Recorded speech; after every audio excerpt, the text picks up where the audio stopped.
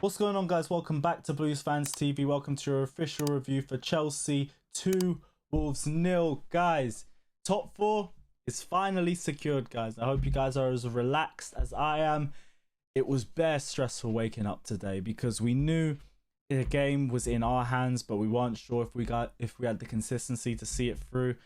And at first half was, I say nervous at times, but I'll also say a bit boring. But towards the end of half time, we hit them with the cheeky 1-2, and that was it. We didn't see much. Oh, the door just slammed out of nothing. But as soon as we hit that 1-2 on them, like we said, we slammed the door straight in their face, and they didn't have a sniff for the rest of the game.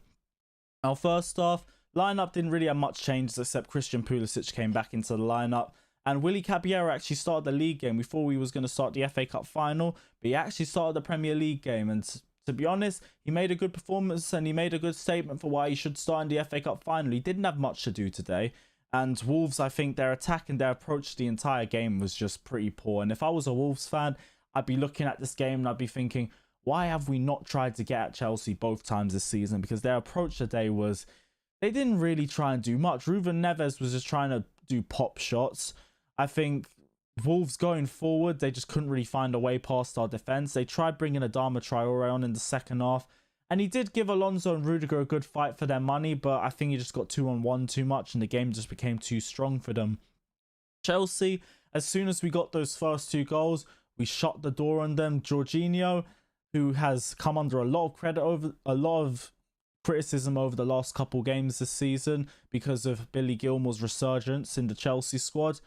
I think Jorginho is great for these sorts of games. The ones where you need to frustrate the opposition. The ones where you want to control the game and you want to slow it down. I get why you want to get rid of Jorginho if the right price comes for him, because for the right price, you would get rid of a player who is going to be a plan B option, if we're going to be honest. But when it comes to frustrating opposition, when it comes to controlling the tempo, and when it comes to game management, Jorginho is better than any other player. And he was great at frustrating that Wolverhampton team. Whenever they tried to get an attack, he was the guy stopping it and then just slowing down the tempo and making maybe a backwards pass or maybe a sideways pass. But the ball was in our court today. We could win and we'd be in the top 4. We could draw and we'd be in the top 4. If we lost and Manchester United won, which happened today, we would have still been in the top 4 regardless. So we never really did need to get at Wolves. If anything, Wolves had to get at us a bit more because their position wasn't secure either. Tottenham had just drawn against Crystal Palace, if you've seen their celebrations, which was absolutely embarrassing.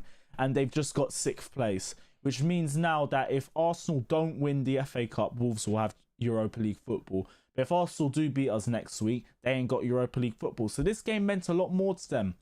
And I think the way Wolves came out today, they were just poor today, if we're being honest. Mason Mount had a brilliant free kick, and his setup for Olivier Giroud was excellent for the second goal. He won man of the match today. I think Kovacic had an amazing performance as well.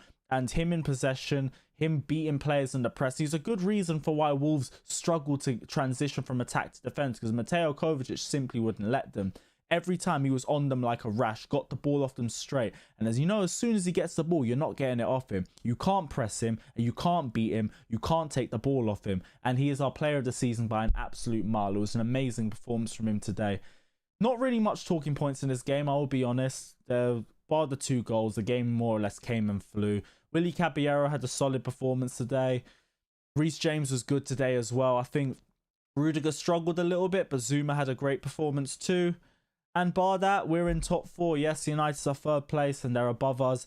Nobody cares. Frank Lampard started this season with no Eden Hazard, with a transfer ban, with the most experienced squad in the Abramovich era, has had to deal with N'Golo Kante being out most of the season and injuries galore, and he's got us top 4. He might get us the FA Cup as well, depending on next week. I promise you, no Chelsea fan cares about Manchester United being above us. We've got what we wanted as a transitioning club. We've got top 4. We are going to transition further. Next season, we're going to do more with Ziyech, with Werner, and with potentially Kai Havertz, who said Champions League football was a big part of whatever club he was going to join, and even said now it's not going to be a bigger part. And he's coming to Chelsea. So next season, we're going to see even more dominance from Chelsea potentially. But guys, let me know your thoughts down in the comment section below. Don't forget to like and subscribe to Blues Fans TV, and we'll see you guys very, very soon. Take care, and up the Chels.